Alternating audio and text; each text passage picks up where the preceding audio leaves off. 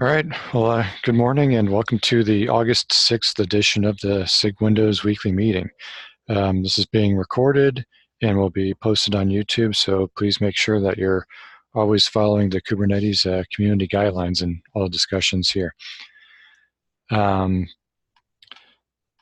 the agenda is a little bit light today.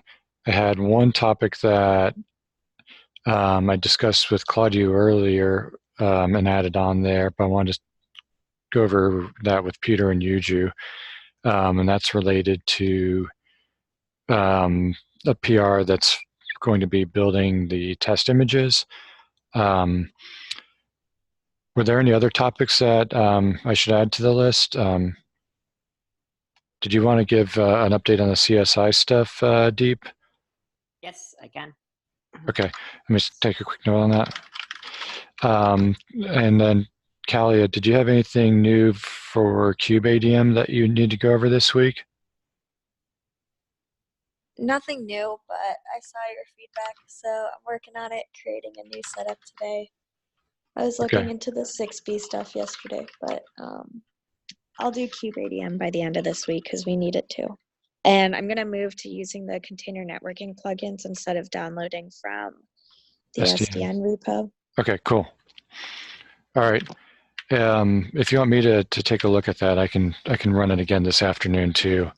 Yeah, it's in a pretty broken state right now because I haven't run it in a while. I just wanted everyone to look at it so I knew I wasn't going in the totally wrong direction. But I think with all the reviews, it just seems like it's minor fixes. So okay. All right. Okay. I guess if anyone else has other topics, just drop a quick note in the chat, and then I'll be sure to call on you in a bit. Okay, so going back up to the top, Claudia's got a PR open that includes some changes for building test images. And basically what this one does is it is going to use a remote Docker host in order to build the Windows test images that are needed. So that way they could then be pushed into the same Google Container Registry that hosts the Linux test images, and then they would be tagged for multi-arc after that. And so it's a pretty big PR. It's been open for a while. And so what I wanted to do was sort of see if there were any remaining issues that we needed to work through within SIG Windows before we follow up with SIG testing to get this merged. The one that I commented on today was around the Windows version support. Yuju had asked a question on that recently. And the thing I wanted to mention was that Windows Server 2019 and 1809 are the same code. They're interchangeable. It's just a branding difference. And 1803, we're not currently testing anymore. We stopped testing that when we released Kubernetes 1.14. And then 1903 is something that's still up for discussion. If we do want to build and test that as a SIG, the images are available on Azure, and so we could spin up a test environment if needed. I'm just not sure if there's anybody in particular that's asking for the semi-annual releases versus the long-term releases. Is 1903 server available in Azure? I was mainly looking at desktop, but just wanted to confirm. No, the server's available there in Azure. Oh, awesome. Great. And that one will be supported until sometime in late 2020, because the semi-annual releases have an 18-month support cycle. Great. Sorry, so my question on that PR was mainly about whether we, as a SIG, is just going to support the LTS version, or is there consideration of supporting semi-annual version? Because from the PR, the description sounds like we will only test this on the 2019 image and nothing else. Yeah. And so my initial proposal was to focus on 2019 for now. You know, some discussions that we had at the Windows Unconference were around, you know, how do we provide a path for people to upgrade to a new version of Windows? And right now, that's kind of dependent on having Hyper-V available so people don't have to rebuild their containers and then come up with an extra set of taints to steer existing containers to an old version of Windows and new ones to the new version. And so, you know, the path that I was looking at was trying to get Hyper-V working, which of course depends on the containerd work before we focused on a new version. But if there's other people that do want to standardize on 1903, well, we could do that. It's technically feasible. The impact to this build PR is that we would need to make sure to keep our build hosts up to date at 1903 or newer, and that they were running in a cloud that supported enabling the virtualization extensions.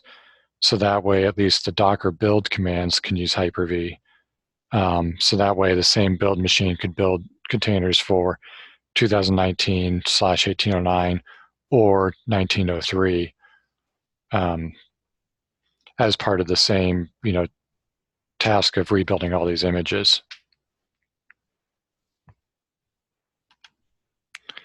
So I guess the first question was, as far as setting up a build host, is that something that you or Peter have looked at, since the builds are currently running on a cluster that's on GCE?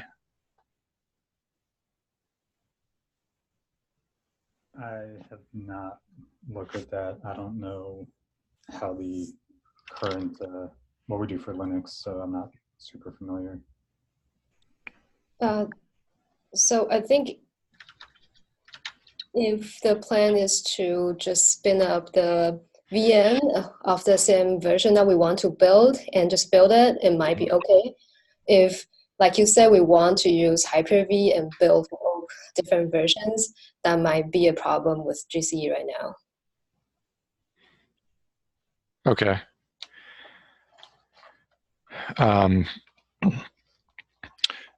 So do you know anybody that's got more context on how the builds work? Because I know that one of the things Claudia had brought up was that even if we, so like, yeah, we can create VMs to do these builds on Azure, no problem, but we still have an issue where we don't have a credential that can allow us to push to these GCR repos, and that currently requires a Googler for some authentication reasons. I guess I can go ask someone who actually knows this better. But yeah, so is the plan to use Azure to build the images, or I guess if the current build flow is using GCE, maybe that would be. Yeah, I'm okay with either build flow. We just need to either have a decision to, if we build on GCE and then we can use some sort of built-in authentication, that's not a problem. That's one solution. The other alternative is that we'll need to come up with a way to either pull images from a registry that is running on Azure, or get sufficient credentials that we can push directly to GCR from the Azure VM. And so both are possible. I just basically need some help on which direction would be preferred. Because for all the past pushes we've done, we've had to work with Tim Hawken, and I think you helped him set up VM for that on GCE the last time we did it. Yes, yeah. I'll find some folks who actually are maintaining this and ask them to comment on the PR and see which way is easier to do and more maintainable, and whether it's possible to have someone to help push the images.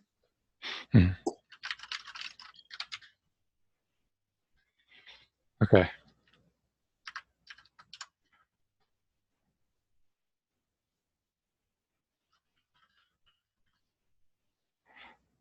Okay. Alternatively, we could just have the Windows build machine in Azure, like we already do. Hmm. We can just pass to the Googlers the certificates required to use that node. And then basically they can build on their nodes and push from their nodes. I think. Oh, actually, that never mind. That would still actually require authentication on the Windows node. Sorry, because the image still has to be pushed from the Windows node as well. Yeah. Yeah. And so you'd have to run a Docker login on that Windows node. Yep. Okay.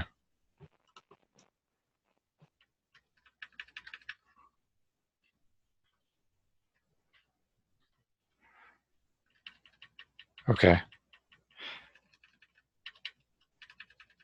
Yeah, and if there's someone on Slack that wants to discuss that, feel free to ping um, Claudio or I, and we could talk about it on there. As far as 1903 goes, does anybody on the call have feedback on if they're testing or looking for 1903 versus 2019?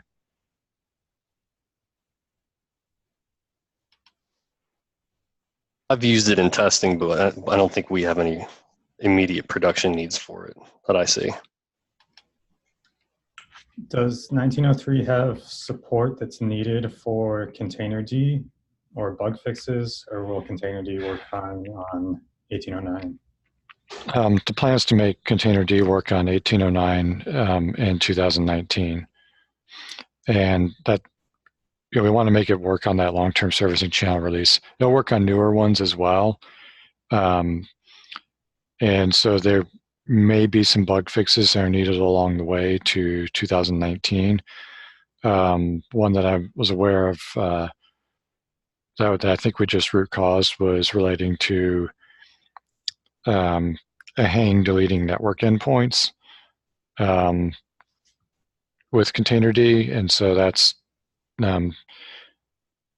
there's a team that basically the developer that was working on containerd for Windows passed some details off, and they think they've root caused that one now. But I don't have an ETA on a fix yet. But yeah, 2019 is kind of like the minimum version that we want to use for containerd. And then, like you said, the bug fixes will be ported to 2019, right? So there's no really like any feature that we need from 1903 right now in SIG Windows. I think there may be some network improvements. Kelly, I know that you were working on DSR. Is that stuff in 1903 or just 1809?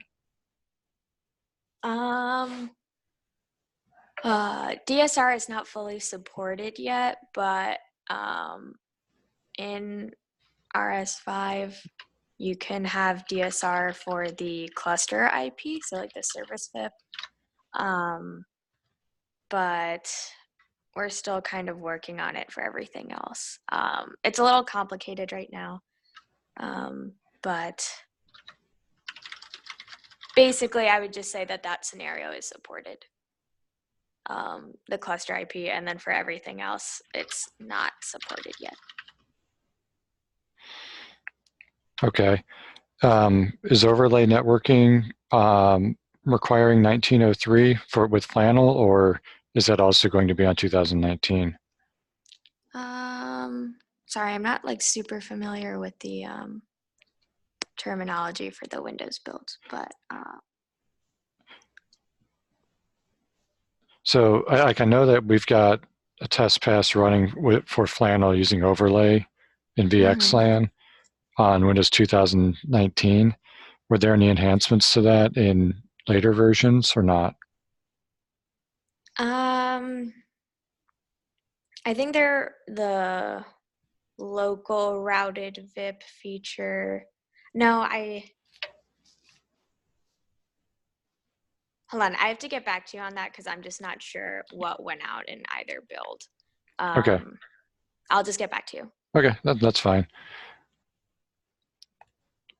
Yeah, because we have like local routed VIP and we also have host route, and I'm not sure when those started to become like when those were supported officially. I see. Okay. Have you looked at 1903 at all, Deep? Yes, I did start playing around with it. I wasn't aware of the server image that I just saw right now after you pointed out. So I was mainly like playing around with some of the scenarios involving like domain sockets and stuff, making sure nothing regressed in any way. Looked pretty decent. I did see one interesting change, so I'll speak of it during the CSI bit. Or I can go right now if you're done with the previous one. Okay. Did anybody else have any feedback or stuff relating to 1903, or should we go on to CSI?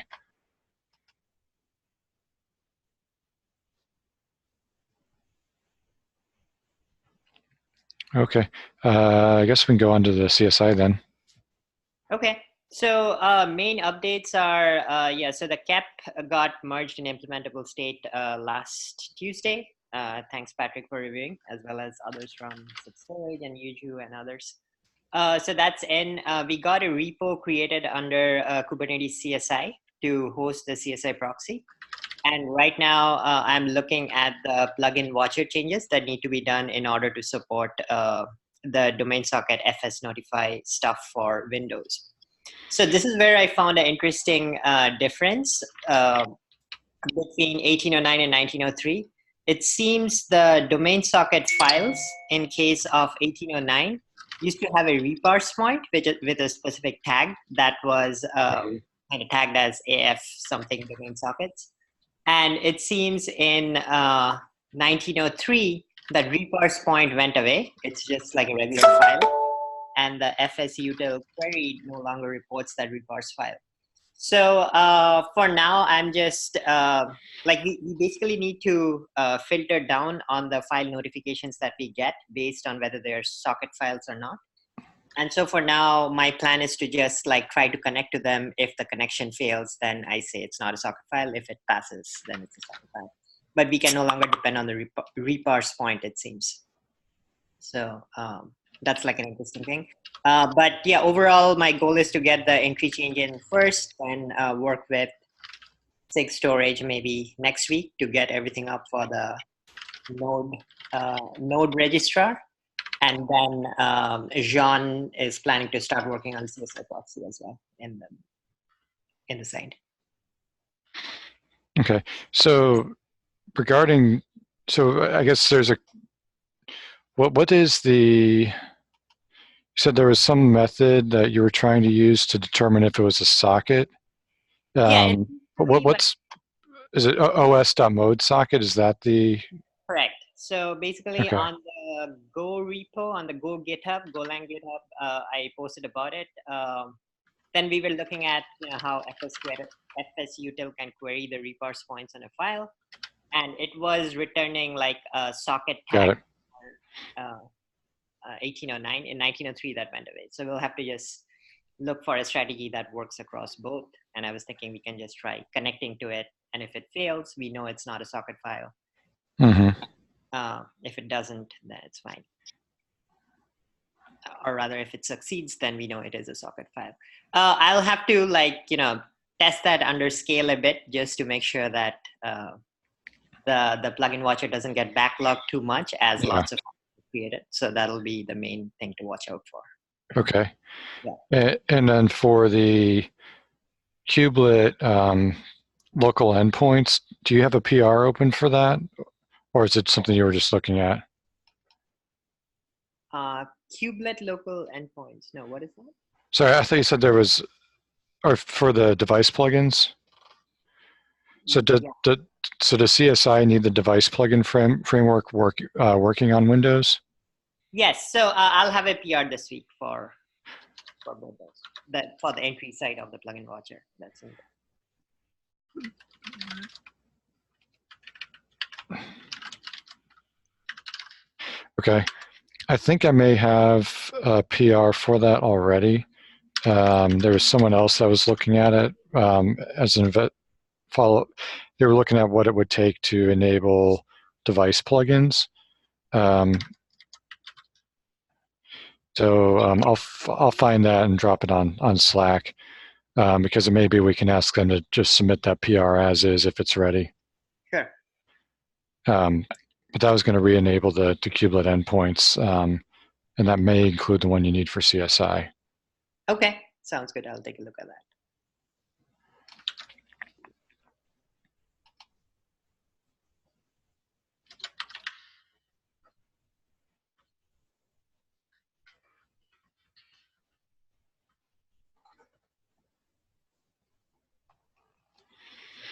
Okay. Sorry, I got a cat knocking stuff off my desk here.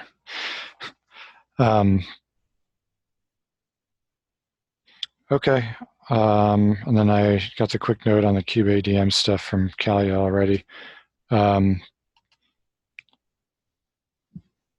Anybody else have other stuff to add today?